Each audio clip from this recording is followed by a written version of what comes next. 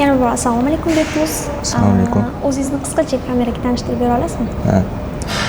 Ismim Behruzjon Osarov, Samarqand viloyatidaman. Hozirgi kunda Toshkentda istiqomat qilib, shu yerda shu akademiyada o'qib, shunaqa qilib yashab kelyapman. Behruz, mana tradingni o'rganishni boshladingiz, o'sha bir oydan oshdi. Nasib. Umuman tradingga o'rganishingiz, boshlashingiz uchun nima turtki bo'ldi sizga va nimaga aynan triplarni tanladingiz? Aslida birinchi tradingga kirib kelishim o'sha atrofimdagilar bo'lgan, chunki institut o'qiyman. O'sha institutimdagi ba'zi bir yaqinlarim trading bilan shug'ullanib yurardi. Qanaqadir emotsionalni ham hozirgi zamonda juda populyarniy bo'lgan qanaqadir kasb sifatida qarardim. Shu narsani chuqurroq tanlash uchun o'zimga, ya'ni как ustoz shunaqa kurslar kerakligi uchun qidirib, ancha har tomonlama menga qobiliyatimga, har tomonlama menga bog'liqligi yaxshi bo'lgani uchun shu tanlab kelganman-da sabablar bilan. Triplarni nimaga aynan triplarni tanladingiz? Bu yerdagi triplarni tanlaganimning asosiy sabablaridan bittasi bu yerdagi darsligi metodlar. Men bu yerda ochilishga ham kelgan edim.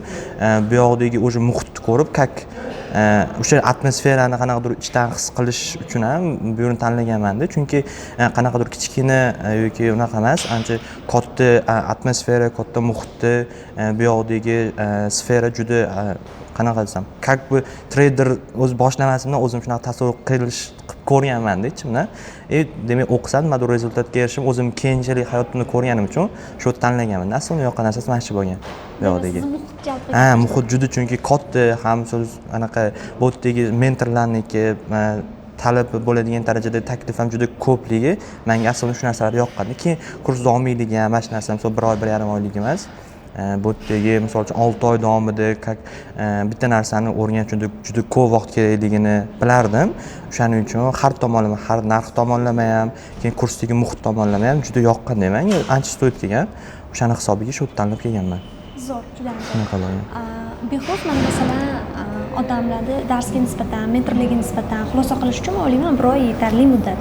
Siz ularni, mentorlarni darslarga yondashuviga, o'quvchilarga yondashuviga qanaqa baho bergan bo'lardingiz? O'zi aslida bitta narsani boshlashdan oldin avval o'sha hayotda yashab ko'raman boshdan. Bu yerga kelganimdan keyin o'sha aytganimdek juda katta tasavvur olganman, lekin o'sha tasavvurimdan ko'proq narsa oldim hali 1 oy ichida. Endi bilmadim, bundan keyingisini o'sha tasavvur qilishim sal qiyinroq bo'lib qoldi, chunki bu yerdagi har bitta odam bilan xuddi oldindan qanaqadir tanishdek, mentorlar bilan tanishdek muloqot qilishi, bitta narsani ikkilanmasdan so'rashim, bir xuddi o'zim akamdek, ukamdek ular bilan muloqot qilishim, bu men tasavvur qilgan muhitdan ko'proq narsa berdi menga.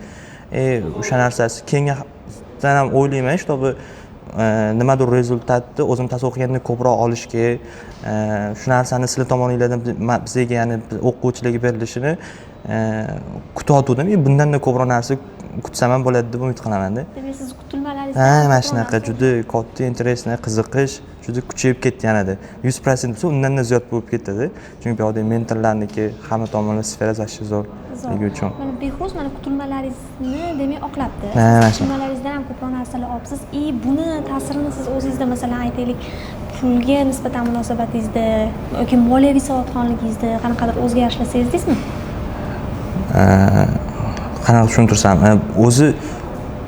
o'zim xohlagan hayotdan-da boshqacha hayot yashashni yaxshi ko'raman, lekin bu yoqqa kelganimdan keyin misol uchun pulga bo'lgan munosabatim, pulga bo'lgan qanaqadir qarashlarim ancha o'zgardi, chunki kelganimizdan sirasi tradingga kirib ketmaganimiz bu juda katta ta'sir qildi bizga, chunki kelganda u pul nimaligi, o'zi qanaqa iqtisodiyot qanaqaligi, ya'ni pul faqatgina misol uchun oldi-sotdi bunaqa narsa emas, juda katta sferaga bog'langanligi haqida shu mentorlar tomonidan bizga berilganligi, shunaqa kelganimizdan sirasi tradingga kirib ketmaganligimiz, pulni boshqarish, pul nimaligi tushuntirilganligi, o'sha pulga bo'lgan munosabatimni, pulga bo'lgan qarashimni 180 gradusga o'zgartira oldi.